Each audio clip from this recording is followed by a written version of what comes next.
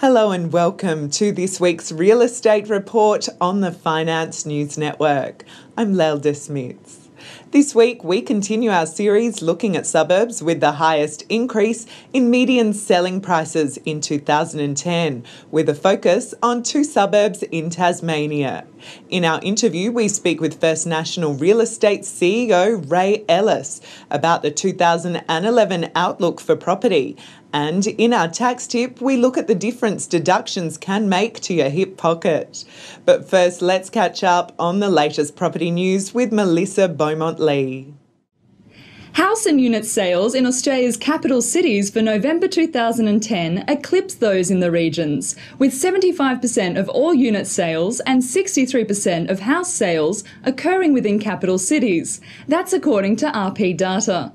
Two-thirds of Australia's dwelling transactions were within a capital city. Sydney leads the charge with the greatest proportion of overall sales.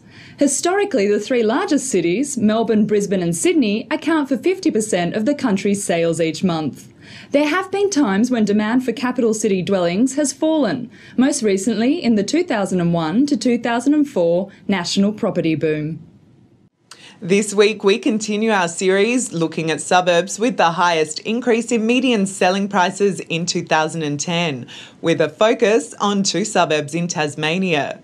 First, let's look at Hobart, the capital city of Tasmania. With a population of 1,745 in the 2006 census, the suburb of Hobart is the pocket of land bordering North and West Hobart along Broker Avenue and Macquarie Street. Over 200,000 people live in the Greater Hobart area, the financial and administrative core of Tasmania.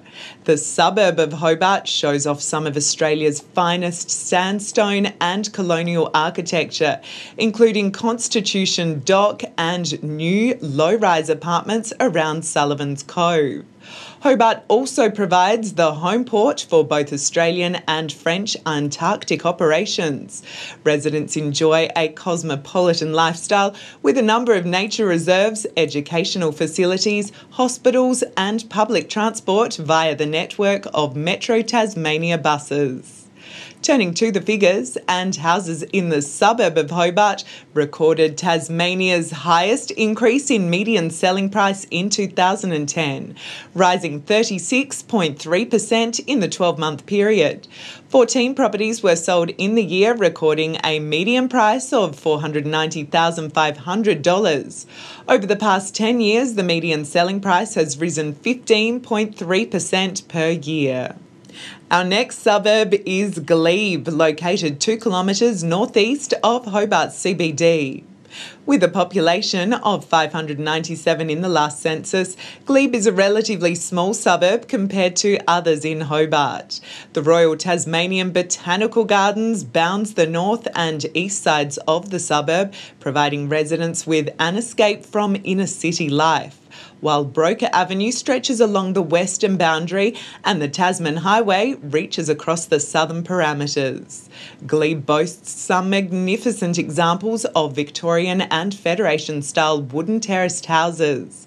The suburb also has sports facilities, including an indoor pool. Glebe is also widely tipped to undergo gentrification in the coming years. Turning to the figures, and houses in Glebe recorded Tasmania's second highest increase in median selling price in 2010, rising 29.5% in the 12-month period. 12 properties were sold in the year, recording a median price of $511,000. Over the past 10 years, the median selling price has risen 14.1% per year. Let's now turn to our interview. This week we speak with First National Real Estate CEO Ray Ellis about the 2011 outlook for property.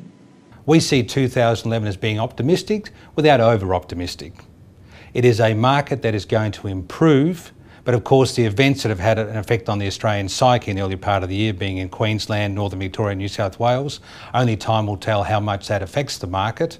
But for investors and people looking to change homes or get into their first home, we see 2011 as being cautiously optimistic.